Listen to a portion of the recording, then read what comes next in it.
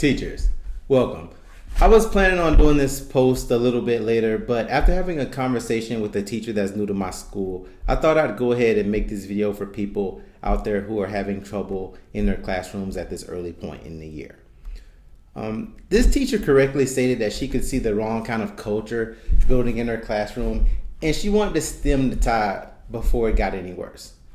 Surely this teacher's not alone. In my school alone, half of the teaching staff is new to the school. So for all of you out there that are having trouble with your classroom management and have a class that's out of control, I want to help you give your students the classroom that they deserve and help you become the leader that they so desperately need, especially if they're out of control. So in a previous post, I got a lot of emails because I said that if your classroom's out of control, it's because you let it happen.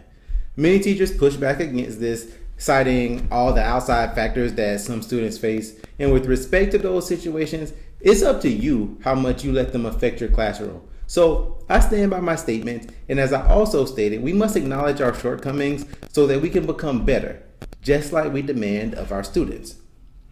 So how do you take charge of a classroom that's out of control? Well, it starts with what I just said, taking ownership of what happens inside your four walls. The next step is to share those thoughts and feelings with students. Transparency is a must. Students are your most important stakeholders, and you have to include them in the process and the planning. So many times teachers learn new strategies and then they go try them out on students without telling them what's going on. Those same teachers can later be found in the teacher's lounge complaining about how whatever it is they tried and how it didn't work. Don't hide the ball from your students. Remember when I said that rule number one of classroom management is to respect your students? Well, it still is. And if you didn't see that post, you should go watch it. But anyway, speak to them honestly and openly about what's going on in the classroom. There's no need to plead, beg, or bribe them. Talk to them about what you're seeing and how you are going to fix it. Now, as I was talking to this aforementioned colleague, this is what I told her I would do if I were her, and this is what I would do if I were you and your classroom is out of control. Again, keeping in mind that I am the leader and I am responsible for the things that do and don't happen in my classroom. So first, you must stop everything. You cannot teach around the dysfunction. Don't make the mistake of trying to teach to the kids that want to learn by ignoring the kids that you can't control. Those kids need you too. And the kids that want to learn won't learn as much anyway if the other kids in the classroom are turned all the way up. Okay, so by the way, most kids want to learn. I think it was Waiting for Superman or one of those other school movies or documentaries, and some dude said that kids don't have a problem with learning. Kids have a problem with school. And I completely agree. However, as long as students are coming to school, you can do yourself a favor and them a service by making it easier for them to be successful, and you can do that by creating structure. So, like I was saying, don't teach another content lesson until you get control of your classroom. You have to create the proper learning environment before real learning can take place.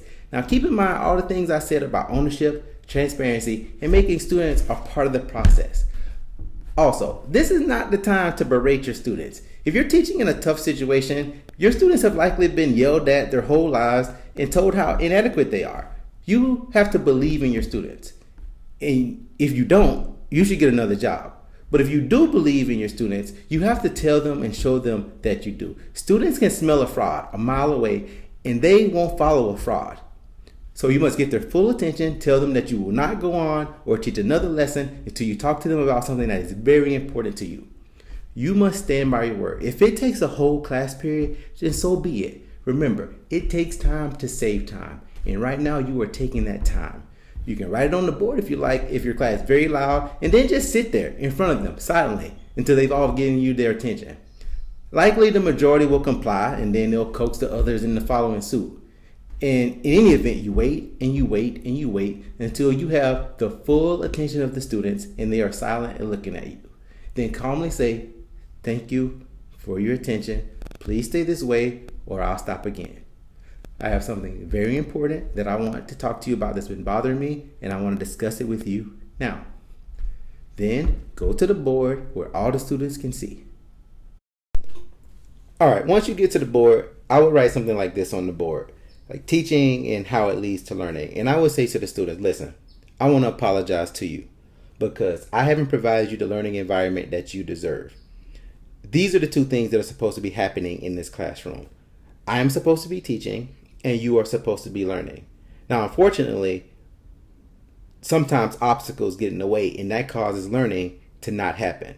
Now, you've been here and so we all know what some of these obstacles are. But I want you to know that I take full responsibility for the things that are happening and are not happening in this classroom. Okay, maybe I haven't been giving clear enough instructions.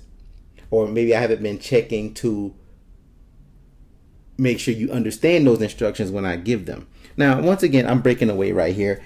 Whatever it is in your class that is happening that is causing students to not be learning or causing you to not be able to teach, you want to list those things here. Okay, if students are talking, if they're being disrespectful to you or each other, okay, if they're not asking questions when they don't understand, if they're just whatever distractions there are, you can bring the students in. You can have them give you ideas about what should be going on in here. And you list them out on the board and you say, these things right here are no longer happening in this classroom. From this day forward, I will make sure that these obstacles don't get in the way. And when they do creep in, we are going to deal with them. We're going to make sure that we deal with them in a positive way. We are going to move the obstacle out of the way so that I can continue teaching and that you continue learning. This is what's happening. This is non-negotiable. Because what we are supposed to be doing here, once again, I am responsible for and I am going to make sure it happens. So we're going to remove our obstacles so that every day that you come in here, I am teaching and you are learning. Because that is why we are all here. So I did that off the cuff, but you get the point. You tell the students that you are taking responsibility for everything that happens in the class. Of course, when I told the teacher this, her first reaction was, well, what if they don't do it? And to that I say, that's not an option. You have to leverage the majority. And I'm willing to bet that most of the kids in your classroom are doing what they are supposed to do. You have to make that the norm. So if a student flat out refuses to comply with your instruction, talk to those students one-on-one and you tell them that you want them to learn and you want them in the classroom because they are so capable. But what will not happen is them keeping other students from learning. You will not stand for that and some of the things that they are doing that are keeping other students from learning. You're not asking. You have the very important job of teaching them. Their education has been entrusted to you and you are going to get the job done no matter what. This is what it is. You have to show resolve, compassion, your humanity, and your love for your students. They deserve it. If you wanted a cushy job, then you shouldn't have chosen teaching.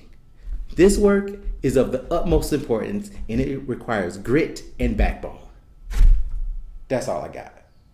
Send in the comments, questions, and feedback. And remember, if you want something, be persistent. And if you want to keep it, be consistent.